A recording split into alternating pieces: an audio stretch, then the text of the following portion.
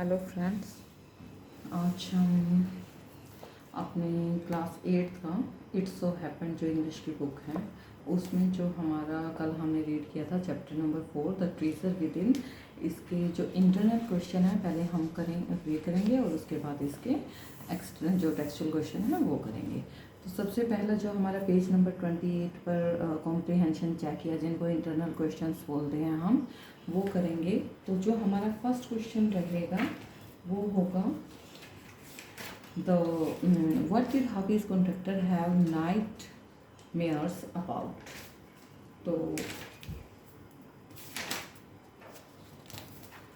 हम लेके आ रहे हैं इसको। What did Hafiz Contractor have nightmares about, मतलब जो हाफिज कॉन्ट्रैक्टर था, ठीक है, उसको किस तरह के नाइटमेयर आते थे। नाइटमेयर मतलब जो डरावने टेरिबल जो ड्रीम होते हैं उनको हम नाइटमेयर्स कहते हैं। तो किस तरह के थे, तो हमने अपनी जो बुक थी उसमें हमने रीड किया था कि उसको मैथमेटिक्स से ज़्यादा प्रॉब्लम थी।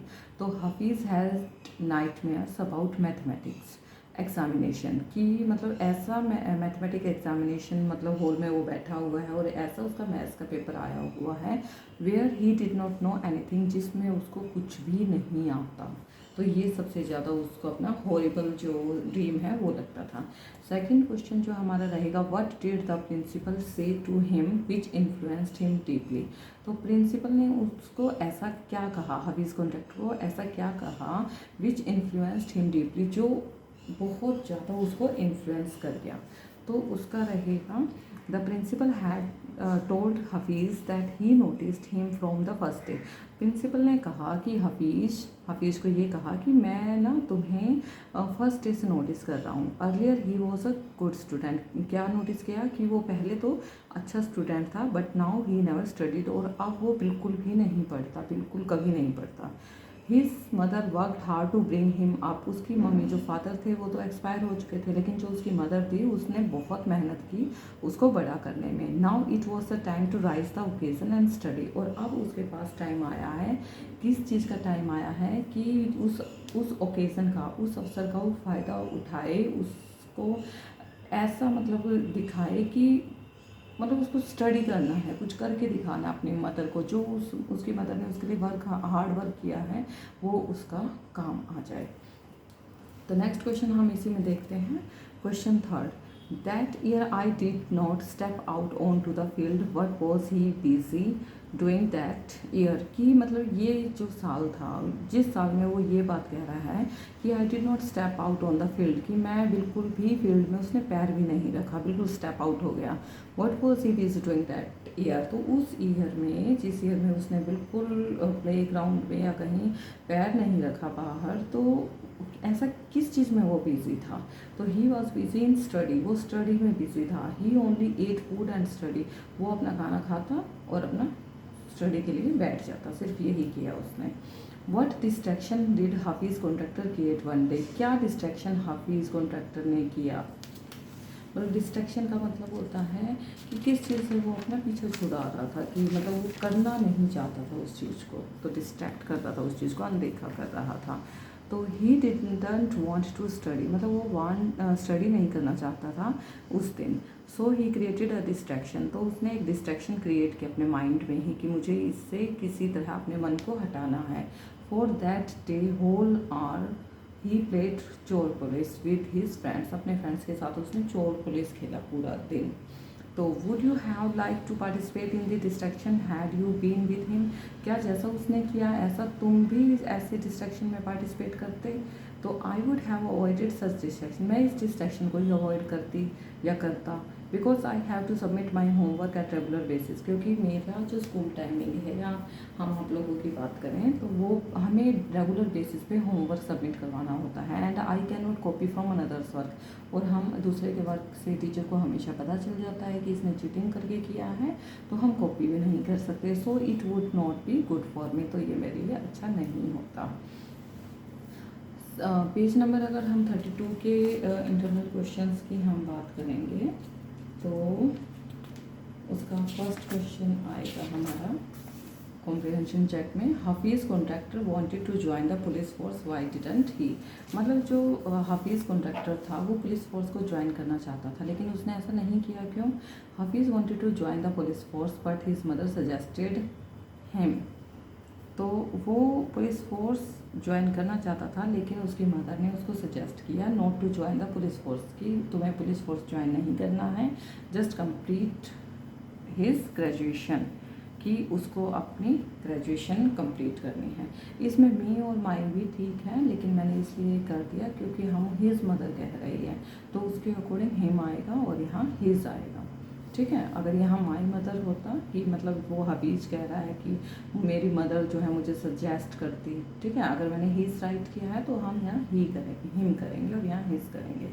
ओके, तो ग्रामर के भी रूल्स हमें ध्यान रखने हैं कि अगर हमारा जो क्वेश्चन है वो सेकंड फॉर्म में है तो उसका आंसर भी हमें सेकंड फॉर्म में ही देना होगा। ठीक है, कहाँ हमने सब्जेक्ट में ही किया है, शी किया है, या जैसे यहाँ हिज किया है तो यहाँ हिम डालना है, तो इन चीज़ों का भी ध्यान रखना है। In the architect's office Hafeez Contractor was advise to drop everything and join architecture, Y.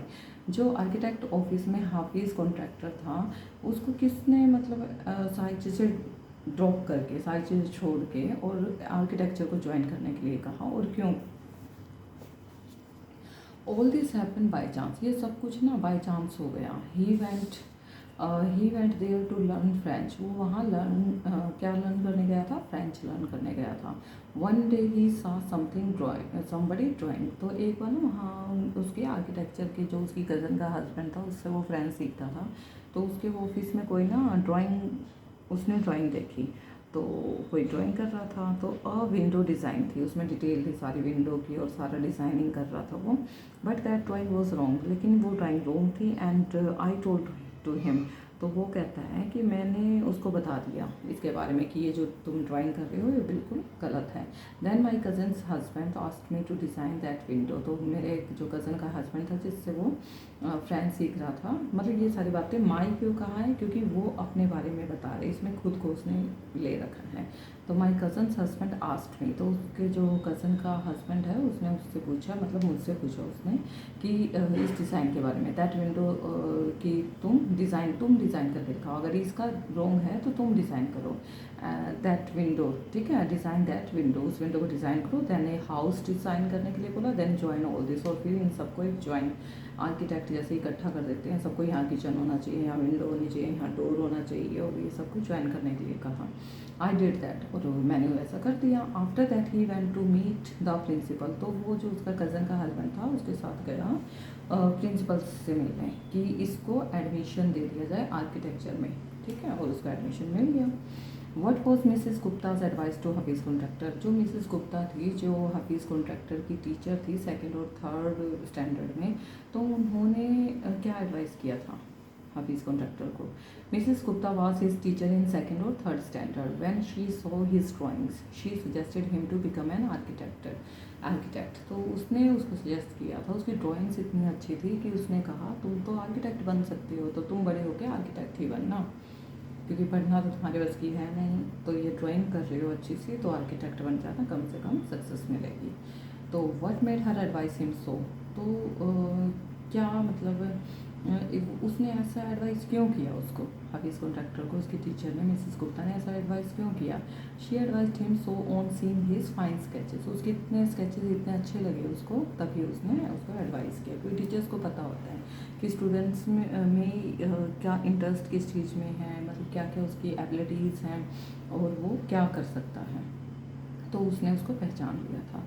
तो how did he help fellow students who had lost a button, वो अपने जो उसके जो फेलो स्टूडेंट्स थे जो उसके क्लास में या उसके साथ खेलते थे उनकी हेल्प कैसे करता था जब उनके बटन लॉस्ट हो जाते थे? तो when his fellow students lost a button, जब उसके फेलो स्टूडेंट्स के बटन लॉस्ट हो जाते थे शर्ट्स वगैरह के, तो वाइल प्लेइंग और फाइटिंग, और किस टाइम होते थे? जब वो प्ले करते थे और फाइट करते थे। He cut a button from chalk using a blade, तो वो एक चॉक को कट करके, ब्लेड्स का यूज़ करके चॉक को कट करके बटन बना देता था और वो उनको दे देता था, उनकी शर्ट पे पेस्ट कर देता था। Which rules did he break as a school boy, कौन से रूल उसने ब्रेक किए हैं as a school boy. As a school boy he never studied, कभी नहीं पढ़ा अंटिल हिज 11th क्लास तक, सेकेंड थर्ड तक तो फिर भी ठीक था, लेकिन उसके बाद 11th तक वो बिल्कुल नहीं पढ़ा। He always copy to pass the examination, और वो हमेशा कॉपी करता रहता था एग्जामिनेशन को पास होने के लिए। What is Hafiz Contractor's definition of mathematics, Hafiz Contractor के लिए मैथमेटिक्स की क्या डेफिनेशन थी। According to him math is a combination of putting design, उसका मतलब ये था कि क्योंकि उस मैथ उसको पहले बिल्कुल भी नहीं आता था, लेकिन अब जो वो आर्किटेक्ट बना तो उसमें ऐसा मैथमेटिक्स काम होता है कि इतना यहाँ पे होना चाहिए, इतना इंच यहाँ पे होना चाहिए, मैथमेटिक कैलकुलेशन होती है। तो उसने बिना मैथमेटिक्स का यूज़ किए हर चीज़ को बहुत अच्छे से वो कंबाइन करता था। तो according to him maths is the combination of putting, design करना होता है, कंस्ट्रक्शन, साइकोलॉजी, सोशलॉजी टुगेदर, ये सारे मिलकर मैथमेटिक्स बनता है। And making sketch from all that, और उससे एक स्केच बनाना, ये उसके लिए मैथमेटिक्स था। How would you want to define mathematics, do you like the subject. तो आप बताओ कि आपको मैथमेटिक्स कैसे डिफाइन करोगे, और क्या आपको ये मैथमेटिक्स का सब्जेक्ट अच्छा लगता है। Mathematics is the best branch of science, ये साइंस की ही एक ब्रांच मानी जाती है, but it is bit difficult to be good in this subject, लेकिन इस सब्जेक्ट में अच्छा होना, अच्छा स्कोर करना थोड़ा सा डिफ़िकल्ट होता है। And yes I like mathematics, और मुझे भी मैथमेटिक्स बहुत अच्छा लगता है। अब हमारे जो टेक्स्ट क्वेश्चन आंसर हैं जो इसी पेज पे हैं, 32 पेज नंबर पे हैं, एक्सरसाइज इसमें दी गई हैं, ये 3 क्वेश्चंस हैं, इनको भी हम नेक्स्ट वीडियो ना करके इसी में कंबाइन करते हैं। तो हमारा चैप्टर 4 जो ट्रेजर विद इन है, इसके जो टेक्स्ट क्वेश्चन है, एक्सरसाइज के क्वेश्चन है, वो हम कर रहे हैं। Is it likely that someone who is original and intelligent does not do very well at school? Should such a learner be called a failure? If not, why not? क्या मतलब कोई भी मतलब जो रियल में और ओरिजिनल में intelligent नहीं हो, मतलब होता है लेकिन वो अच्छा नहीं परफॉर्म कर सकता, ठीक है, तो ऐसा कैसे होता है स्कूल के टाइम पे, जो अच्छा परफॉर्म नहीं करता लेकिन होता है वो intelligent. Should such a learner be called a failure, क्या ऐसे ब्रिलियंट या इंटेलिजेंट स्टूडेंट को हम फेलियर भी कह सकते हैं, अगर नहीं तो क्यों नहीं। A learner who is original and intelligent, एक जो लर्नर ओरिजिनल होता है, इंटेलिजेंट होता है, may appear to be a failure, वो ऐसा हो सकता है कि वो फेलियर लगे टीचर्स को, उसके पेरेंट्स को, उसके फ्रेंड्स को, या उसको भी लगे at school, but he can be do well, लेकिन वो कैन डू वेल, लेकिन वो अच्छा कर सकता है।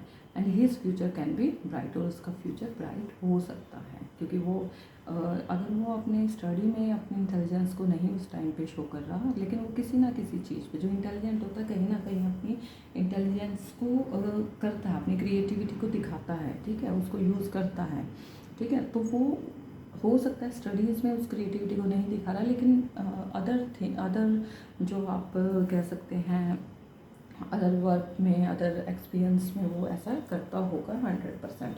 तो वो इंटेलिजेंट क्या करेगा, वो अपनी इंटेलिजेंस को दूसरी चीज़ में दिखाकर उसी से अपनी सक्सेस को पा सकता है।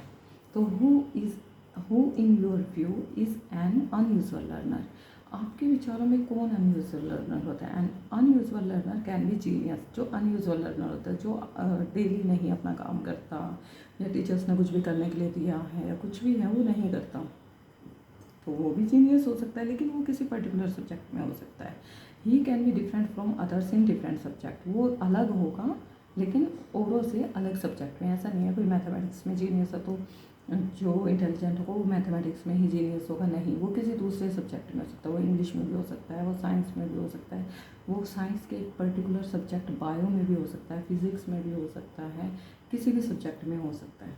तो what can schools do to draw out the best in unusual learner, suggest whatever seems reasonable to you.